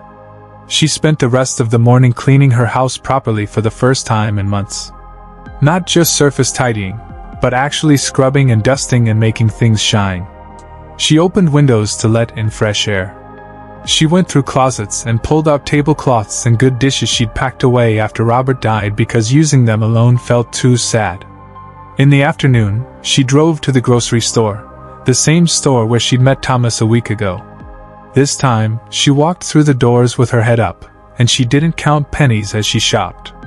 She bought what she needed for Sunday dinner: a roast, potatoes, vegetables, and ingredients for her famous apple pie that she hadn't made in 3 years. At the register, Destiny recognized her. Hey, you're the lady from last week, with the nice man who paid for your groceries. That's right, Margaret said, and she didn't feel shame this time, just gratitude. That was so sweet, Destiny said, ringing up items. Like you could tell he really cared about helping you, you know? Not in a weird way, but in a genuine way. I thought about it all week. Made me want to be nicer to customers, to pay more attention. You never know what someone's going through. No, Margaret agreed softly. You never do. The total came to $78.43, more than double what she tried to spend the week before. Margaret pulled out her credit card without hesitation. Katie had helped her set up a budget that included money for proper meals, for occasional treats, and for living instead of just surviving. There would still be tight months, but there was a plan now. There was help.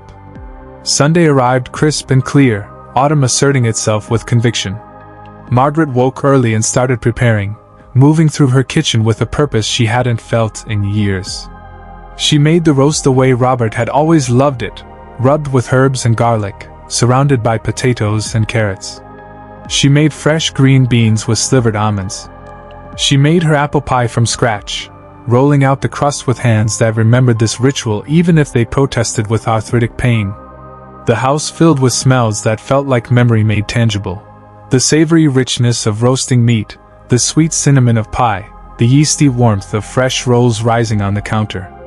Margaret found herself humming as she worked, old songs from her youth that she'd forgotten she knew. At 4 o'clock, she set the table with the good china and the linen napkins. She put out the serving dishes and arranged the fresh flowers she'd bought at the farmer's market. She looked at her dining room table, set for 6 people instead of the one she'd become accustomed to, and felt tears prick her eyes. Not sad tears, but the overwhelming kind that come from recognizing how far you've come from your lowest point. Thomas arrived first, promptly at 5. He wore a button-down shirt and slacks, and he carried a bottle of wine and a bouquet of flowers that put Margaret's farmer's market purchase to shame. "I might have gone overboard," he admitted, looking slightly embarrassed. "I wanted to make a good impression." "You look very handsome," Margaret said, and he did. "Come in. Katie and the boys should be here any minute." Thomas walked through her house with genuine interest, pausing to look at photographs and asking questions about the pictures. Margaret found herself telling stories about the vacation to the Grand Canyon, about Katie's high school graduation, about the Christmas where they tried to cook a turkey and nearly burned down the kitchen. "You have a beautiful life here," Thomas said. "Beautiful memories. I can see why it's hard to imagine leaving." "It's not leaving the house that's hard," Margaret corrected gently. "It's leaving Robert. Or rather, accepting that he's already gone, and the house is just a building. The memories come with me wherever I go." Katie arrived at 5:15 with Mason and Luke in tow. Margaret saw her daughter's eyes sweep the room, taking in Thomas, assessing him with the practiced evaluation of someone used to making quick judgments. Thomas stood when they entered, his posture open and respectful. "Katie," Margaret said, "this is Thomas Hayes. Thomas, my daughter Katie, and my grandsons Mason and Luke." Thomas shook hands with each of them, and Margaret watched the interaction carefully. He didn't try too hard or act overly familiar. He was simply himself, courteous, genuine, and present. "Mr. Hayes," Katie said, her voice professionally polite. "Thank you for helping my mother last week. Please call me Thomas." "And I was happy to help. Your mother's been helping me just as much, if I'm being honest. It's been good to have someone to talk to who understands loss." Katie's expression softened slightly at that. "Mom said you lost your wife 5 years ago. I'm sorry for your loss." "Thank you. And I'm sorry about your father. Margaret speaks of him with such love. It's clear he was a remarkable man." They moved to the dining room, and Margaret served the meal she'd spent all day preparing. For the first few minutes, conversation was stilted and careful, everyone on their best behavior. But then Luke asked Thomas what he did for a living, and Thomas started telling stories about engineering projects, bridges that spanned impossible distances and water systems that brought life to drought-stricken areas. The boys were fascinated, asking technical questions that Thomas answered with patience and enthusiasm. Katie watched this interaction, and Margaret saw something shift in her daughter's face. Thomas wasn't trying to impress anyone. He was simply engaging with 2 curious 12-year-olds as if their questions mattered, as if they mattered. "Mom says you have a big garden," Mason said. "With a koi pond?" "I do," Thomas confirmed. "My wife Linda designed it. She was the real gardener. I just maintain what she created. Though I'm hoping your grandmother might help me take it to the next level, if she's willing." "Grandma's amazing with plants," Luke said enthusiastically. "She taught us about photosynthesis last year. Made way more sense than our science teacher." Margaret felt warmth spread through her chest. She'd forgotten the boys remembered that afternoon, a rare visit where she'd walked them through her struggling garden and explained how plants turn sunlight into energy. After dinner, While Margaret and Katie cleared dishes and Thomas helped the boys with their homework at the table, they'd brought it along. Anticipating a long evening, Katie pulled her mother into the kitchen. "He seems nice," Katie said carefully. "The boys like him. That counts for something." "But," Margaret prompted, because she could hear the hesitation in her daughter's voice. "But I'm still worried, Mom. You barely know him. What if you move in and discover you can't stand living with him? What if he's not who he seems? What if this goes badly and you're left worse off than before?" Margaret dried her hands on a dish towel and turned to face Katie fully. "What if it goes well? What if I move in and discover I can garden again, and have meaningful conversations and feel like a person instead of a burden? What if taking this risk is exactly what I need to start living again instead of just surviving? I just want you to be safe," Katie said, and her voice cracked. "I want you to be happy. I want you to be okay. I know you do, sweetheart. But safe isn't the same as alive. I've been safe for 3 years, and it's been slowly killing me. Maybe it's time to choose alive instead." Katie wiped at her eyes. "You really want this, don't you? Living with Thomas. The garden. The independence." "I think I do," Margaret said honestly. "But Katie, that doesn't mean I don't want you in my life. It doesn't mean I don't want to spend time with you and the boys. It just means I need to find myself again before I can fully show up for anyone else. Does that make sense?" Katie nodded slowly. "It does. I don't love it, but it does make sense." She paused, looking through the doorway at Thomas patiently explaining algebra to Mason. "He seems lonely too. Like maybe you're both looking for the same thing, companionship without the weight of expectations." "That's exactly what it is," Margaret confirmed. They returned to the dining room, where Thomas had somehow made algebra interesting, using examples about building bridges and calculating load-bearing capacities. Mason was actually smiling, engaged in a subject he usually complained about endlessly. "You're good with kids," Katie observed, sitting down at the table. "I raised 2 daughters," Thomas said. "Helped them with homework for years. Though I'll admit, homework has gotten a lot harder since my day. You kids are learning stuff I didn't see until college. Could Grandma come visit your house sometime?" Luke asked suddenly. "Like, could we see the koi pond and the garden? That sounds really cool." Thomas looked at Margaret, then at Katie, reading the room carefully. "That would be up to your grandmother and your mother. But you'd all be welcome anytime." Katie took a deep breath. "Actually, I'd like to see the house too. If that's all right. Before Mom makes any final decisions, I'd feel better if I saw where she'd be living." "Of course," Thomas said. "How about next Saturday? You could all come for lunch. I'll make my famous lasagna, or at least the lasagna I learned to make from my daughter Emma. Nothing fancy, but filling." After Katie and the boys left, with promises to return Saturday, with the boys already planning questions about koi fish and bridge engineering, Margaret and Thomas sat together in her living room, the remains of the evening settling around them like comfortable silence. "That went well, I think," Thomas said. "Your daughter is protective. That's good. Shows she cares." "She does care," Margaret agreed. "She's just scared of making another mistake with me. We're both trying to figure out how to be in each other's lives after 3 years of careful distance." "It's not too late," Thomas said gently. "You're rebuilding that bridge. It takes time, but you're doing it." Margaret looked at this man who had become such an important part of her life, in just over a week. "Thomas, if I do this, if I move into your house, I need us to be clear about what this is and isn't. I need boundaries. I need to know we can be honest with each other if it's not working." "Agreed," Thomas said immediately. "Here's what I'm thinking. A 6-month trial period. You move into the guest room with the understanding that either of us can end the arrangement at any time, no hard feelings. We split grocery costs and utilities fairly. We each maintain our own spaces but share common areas. We eat together when we both feel like company and separately when we need solitude.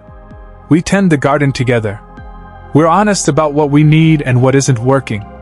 And most importantly, We give each other grace to figure this out as we go." Margaret felt something settle in her chest. Relief, maybe, or recognition. This was what she wanted. Not a romantic relationship, or a caretaking arrangement, or even a deep emotional entanglement. Just companionship. Partnership. Two people navigating loss and loneliness together while maintaining their individual identities. 6 months, Margaret repeated. Trial period. Complete honesty. Maintained independence. And friendship, Thomas added. Whatever else this is, I hope we can be genuine friends. The kind who show up for each other. Who tell the truth even when it's uncomfortable. Who make each other's lives better just by being in them. Friendship, Margaret agreed. I'd like that very much. They shook hands on it, and then, impulsively, Margaret hugged him. Not a romantic embrace, but the kind of hug you give someone who has fundamentally changed your life for the better. Thomas hugged her back, and for a moment they just stood there in her living room, two people who had been drowning separately, and had somehow found each other just in time. The next 2 weeks were a whirlwind of activity. Katie helped Margaret go through the house, deciding what to keep, what to store, and what to donate. They found boxes of Robert's clothes in the closet that Margaret hadn't been able to face. Together, they sorted through them, Katie keeping a few items that smelled like her father, Margaret donating the rest to a men's shelter. He would have wanted them to be useful, Margaret said, folding a favorite sweater. Not just gathering dust in a closet. They found other things too, love letters Robert had written during their brief separation, cards he'd given her on birthdays and anniversaries, and the random accumulation of a life lived together. Margaret kept some, photographed others, and let go of the rest. Each release felt like a small liberation, not forgetting Robert but loosening the grip of grief just slightly. Mason and Luke came over after school twice that week, and Margaret taught them to make her famous chocolate chip cookies from scratch. They got flour everywhere and burned the first batch, and it was glorious. Luke talked about a girl he liked at school. Mason shared that he was worried about trying out for the basketball team. They asked Margaret about Robert, about what it was like being married for so many years, and about how you know when you've found the right person. You don't always know at first, Margaret told them honestly. Love isn't just a feeling. It's a choice you make every day, especially on the days when the feeling isn't there. It's showing up even when it's hard. It's forgiving mistakes. It's growing together instead of growing apart. On Saturday, they all went to Thomas's house for the promised lunch. Katie walked through every room with the practiced eye of someone conducting an inspection. She asked Thomas direct questions about his expectations, about house rules, about what would happen if the arrangement didn't work out. Thomas answered everything honestly, never getting defensive or dismissive. But it was the garden that won Katie over. She watched her mother kneel beside a bed of struggling roses, watched Margaret's hands move over the plants with practiced knowledge, and watched the way Thomas deferred to her expertise and took notes on her suggestions. She saw her mother come alive in a way she hadn't seen in years. Okay, Katie said quietly to Thomas while Margaret showed the boys the koi pond. I'm still nervous. But I can see this is good for her. Just take care of her, okay? She's tougher than she looks, but she's also been through so much. I will, Thomas promised. And Katie, for what it's worth, she's taking care of me too. That's the point of this, mutual support. Neither of us is the helper or the helped. We're just two people facing life together. Katie nodded, and Margaret saw understanding pass between them. Moving day arrived on a crisp October morning when the leaves were at their peak glory. Katie had taken the day off work. The twins had convinced their mother to let them skip school to help.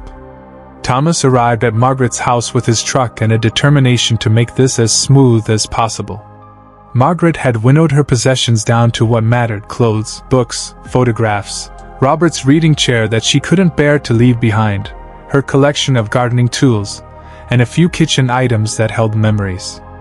Everything else was being sold or donated or left for the new owners, who would take possession of the house in 3 months. Are you sure about this? Katie asked for the 100th time as they loaded boxes into the truck. You can still change your mind. You can still come live with us. I'm sure, Margaret said, and she meant it. This feels right, Katie. Like I'm choosing myself for the first time in decades. They worked through the morning, and by noon the truck was loaded. Margaret stood in her empty house, the house where she'd lived for 47 years, where she'd raised Katie, where she'd loved Robert, where she'd experienced joy and grief and the full measure of an ordinary life, and she said goodbye. Not to Robert. She'd carry him with her always, in her memories and her heart. But goodbye to the woman she'd been, the one who'd shrunk herself to fit other people's expectations, who'd hidden her struggles out of pride, who'd nearly disappeared completely before someone noticed and stepped in. Thank you, she whispered to the empty rooms. Thank you for holding all of it, the laughter and the tears, the ordinary days and the extraordinary moments. Thank you for being home. Then she walked out, locked the door behind her, and climbed into Thomas's truck. Thomas's house, her house now, at least temporarily, welcomed her with afternoon light streaming through the windows. Katie and the boys helped carry boxes upstairs to her room, the guest room that Margaret was already mentally redecorating. Thomas had cleared space in the closet and emptied the dresser drawers. There were fresh flowers on the nightstand and a note that read simply, "Welcome home." They spent the afternoon unpacking, and by dinner time Margaret's room was beginning to look like hers. Her books on the shelves, her photographs on the dresser, and Robert's reading chair positioned by the window where she could look out at the garden. It wasn't the home she'd left, but it was starting to feel like a home she could build. Katie made them all sandwiches, and they ate together in Thomas's big kitchen, Margaret's kitchen now too. The twins peppered Thomas with questions about the engineering projects he'd shown them pictures of. Katie started to relax, seeing her mother settled and smiling. Thomas told stories that made them all laugh. After Katie and the boys left, with promises to visit next weekend, with genuine hugs instead of obligatory ones, Margaret and Thomas stood together in the kitchen, surrounded by the pleasant chaos of moving day. "How are you feeling?" Thomas asked. "Terrified," Margaret admitted. "But also hopeful? Is that allowed? To be both at once? I think that's the only honest way to feel," Thomas said. "I'm terrified too. What if I snore too loud? What if I'm a terrible roommate? What if we drive each other crazy? Then we figure it out," Margaret said. "That's what the trial period is for. To see if this works for both of us." Thomas smiled. "Want to see the sunset from the garden?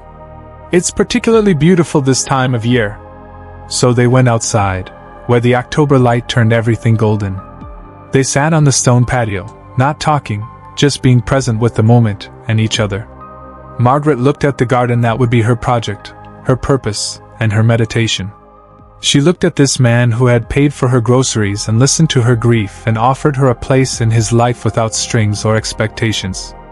"Thank you," Margaret said quietly, "for seeing me when I'd become invisible. For helping me remember that I'm worth more than what I can provide for other people. For offering friendship when I'd forgotten how to ask for it." "Thank you," Thomas replied, "for showing me that it's possible to build a life after loss. For reminding me that connection doesn't have to be complicated or romantic to be meaningful. For being brave enough to take a chance on this strange arrangement." They sat in comfortable silence as the sun set, painting the sky in shades of orange and pink and purple. Somewhere in the garden, birds called their evening songs. The koi moved lazily in their pond. The roses released their last fragrance before night fell. And Margaret felt something she hadn't felt in 3 years, peace. Spring arrived with a riot of color, and the garden Thomas's wife had planted 20 years ago came alive under Margaret's expert care. She'd spent the winter learning its rhythms, understanding what each plant needed, and planning changes and improvements. Now, in April, her vision was taking shape. The roses she'd pruned in February were putting out fresh growth. The perennial beds she'd redesigned were emerging in carefully coordinated waves of color. The vegetable garden had been expanded, and she and Thomas spent weekend mornings planting tomatoes and peppers and herbs they'd started from seed in the greenhouse. Katie and the twins visited every Sunday. Mason had developed a genuine interest in gardening and worked alongside Margaret, learning the Latin names of plants and the science of soil composition. Luke preferred the koi pond, spending hours watching the fish and talking to Thomas about engineering and college and the future he was starting to imagine. The trial period had ended in January, and neither Margaret nor Thomas had suggested ending the arrangement. They'd settled into a comfortable rhythm, shared breakfasts, independent lunches, and dinners together 3 or 4 times a week when they both felt like company. They'd learned each other's quirks and boundaries. They'd had disagreements about thermostat settings and dishwashing techniques and whether cilantro was a gift or an abomination. But they'd worked through everything with honesty and humor. Margaret had connected with Thomas's daughters too. Sarah visited from Portland in March, and she and Margaret spent hours talking about Linda, keeping her memory alive through stories and laughter. Emma sent care packages from her bakery, cookies and bread and small treats that felt like edible hugs. Margaret's finances had stabilized. With reduced housing costs and Katie's help with budgeting, she had breathing room. She'd started teaching a gardening class at the senior center, just once a week, but it felt good to share her knowledge, to be valued for her expertise. The modest income helped, but more than that, it gave her purpose and connection. She still missed Robert. That never went away. But the grief had softened into something she could carry without being crushed by it. She talked to Thomas about Robert often, and he talked to her about Linda. They kept their lost spouses present without letting them dominate every conversation. They'd learned to honor their first loves while building new connections. One April afternoon, Margaret was in the garden deadheading roses when a car pulled up to the curb. A woman in her 70s got out, moving slowly, carefully, with the distinctive gait of someone whose body had betrayed them with age and pain. Margaret watched as the woman approached, and something about her seemed familiar. The careful pride in her posture, the way she held her purse close, the look of someone who had learned to expect disappointment. "Excuse me," the woman said. "I'm sorry to bother you. But I was walking by, and I saw your garden, and it's so beautiful. I used to garden myself, before my arthritis got too bad. I miss it terribly." Margaret set down her pruning shears and smiled. "Would you like to come in? See the rest of it? Maybe have some tea?" The woman hesitated, clearly torn between desire and propriety. "Oh, I couldn't impose." "It's not an imposition," Margaret said gently. "I'm Margaret Sullivan, and I'd love to show you around. A garden this beautiful deserves to be appreciated." "Grace," the woman said. "Grace Morrison. I live about 3 blocks away. I walk by here sometimes, but I've never been brave enough to stop." "Well, you stopped today," Margaret said. "That takes courage. Come on. Let me introduce you to Thomas. He makes terrible coffee but excellent conversation." As they walked through the garden together, Margaret pointing out plants and sharing stories, she thought about the grocery store a year ago. About standing at that counter, counting pennies, feeling invisible. About Thomas stepping forward and saying 5 simple words that changed everything. "Let me take care of it." She'd learned so much since then. That asking for help wasn't weakness but trust. That accepting kindness didn't make you a burden. That connection with others was essential, not optional. That grief could be carried better when shared. That it was never too late to choose living over merely surviving. And she'd learned that sometimes, the person you help becomes the person who helps you. That generosity creates circles, not straight lines. That kindness ripples outward in ways you can never predict or control. Grace Morrison sipped tea in Thomas's kitchen, their kitchen, and told her story. Widowed for 2 years. Living on a fixed income. Too proud to ask her children for help. Slowly disappearing into loneliness and invisibility. Margaret listened, and she heard her own story reflected back. She caught Thomas's eye across the table, and he nodded slightly, understanding passing between them without words. "Grace," Margaret said carefully, "I want to tell you about the day someone paid for my groceries." As the afternoon sun slanted through the windows and Margaret shared her story with this stranger who wasn't really a stranger at all, she understood something profound. The greatest gift we can give isn't money or things or even our time. It's the gift of seeing someone, truly seeing them, and saying, in whatever way makes sense, "You matter. Your struggle matters. You don't have to face it alone." Thomas had given her that gift in a grocery store. Now she was passing it forward to Grace, who would eventually pass it forward to someone else, creating an endless chain of connection and care and recognition of our shared humanity. Outside, the garden bloomed in waves of color, proof that with patience and care and the right conditions, even the most neglected things could be coaxed back to life. Even people. Even hope. Even joy. Especially joy. Life lesson: the truest form of generosity isn't fixing someone's. The truest form of generosity isn't fixing someone's problems. It's seeing their humanity when they become invisible and offering connection without diminishing their dignity. We save ourselves by saving each other, not through grand gestures, but through the simple, revolutionary act of showing up and saying, "You are not alone." In the months and years that followed, Margaret's story rippled outward in ways she never anticipated. Grace Morrison did eventually move into a shared living arrangement with another widow from the gardening class Margaret taught. The senior center started a program connecting isolated elderly people with companions, inspired by Margaret and Thomas's unconventional household.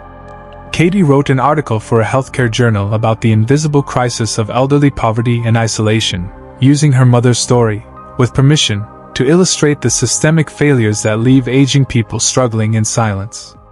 The article sparked conversations in hospitals and policy meetings across the state. Mason ended up studying horticulture in college. His passion for plants traced back to those Sunday afternoons working alongside his grandmother in Thomas's garden. Luke became an engineer like Thomas, but he specialized in designing accessible spaces for elderly people, ramps and gardens in homes that allowed aging bodies to maintain independence and dignity. But perhaps the most important ripple was the smallest one. Margaret never again walked through the world feeling invisible. She'd learned to see herself the way Thomas had seen her that day in the grocery store, as someone valuable, someone worth knowing, someone whose presence mattered. She and Thomas lived together for 7 years, until Thomas passed away peacefully in his sleep at 73, his daughters by his side and Margaret holding his hand. In his final weeks, he told her that the years they'd shared had been some of the happiest of his life, not because they'd fallen in love, but because they'd built something rarer, true friendship, honest companionship, and a life where either person had to pretend to be anything other than exactly who they were. After Thomas died, Margaret stayed in the house. Sarah and Emma insisted on it, saying their father would have wanted her there, tending Linda's garden and keeping the space alive with love and care. She lived there until she was 86, when her own body finally began to fail in ways that required more care than independence allowed. She moved in with Katie then, into that basement apartment that had been offered so many years before. By then, it felt right. The full circle of a daughter caring for her mother, the natural rhythm of generations supporting each other. The twins, grown men with families of their own, visited often with their children, passing down the stories and the lessons and the understanding that family shows up for each other, always. Margaret died at 89, surrounded by people who loved her, in a life that had been full and rich and deeply connected. Her last words were to Katie. "Don't let anyone become invisible. Everyone matters. Everyone." At her funeral, they planted a rose bush in the cemetery, one of the heirloom varieties from Thomas's garden that Margaret had cultivated with such care. Every spring, it blooms in shades of pink and cream, a living reminder of the truth Margaret learned in a grocery store and spent the rest of her life teaching others. We are not meant to survive alone. We are not meant to shrink ourselves into invisibility. We are not meant to suffer in silence out of pride or fear or shame. We are meant to see each other, to help each other, to build lives and communities where no one has to count pennies at a checkout counter while feeling like they've disappeared from the world. We are meant to pay it forward, not just with money, but with presence and attention and the radical act of caring about someone else's struggle as if it were our own. Because in the end, it is our own. We are all just one bad break, one unexpected loss, or one cascading series of events away from being the person counting change, putting items back, and trying desperately to remain invisible while quietly drowning. And we are all capable of being the person who steps forward and says, "Let me take care of it." Not to save someone. Not to fix them. Not to make ourselves feel better or earn credit for our generosity. But simply to say, in the most fundamental way possible, "I see you. You matter. You are not alone." That is the gift Margaret received from Thomas in a grocery store on a Tuesday afternoon in September. That is the gift she spent the rest of her life giving to others. And that is the gift we can all choose to give, every single day, in countless small ways that add up to lives transformed and loneliness defeated and hope restored. The grocery bill was $34.67. But the true cost of kindness? Absolutely nothing. And the return on that investment? Immeasurable. May we all be brave enough to ask for help when we need it, and generous enough to offer it when we can. May we see each other, truly see each other, and remember that every person we pass has a story, a struggle, and a fundamental need to matter. And may we never be too proud, too busy, or too wrapped up in our own pain to step forward and say those 5 simple words. Let me take care of it. Because in taking care of each other, we take care of ourselves. In seeing others, we become visible. And in choosing connection over isolation, we choose life over mere survival. This is Margaret's legacy. This is Thomas's gift. And this is the story of how a stranger who paid a widow's grocery bill changed not just one life, but countless lives through the simple, revolutionary power of showing up. The end. Subscribe for more videos like this.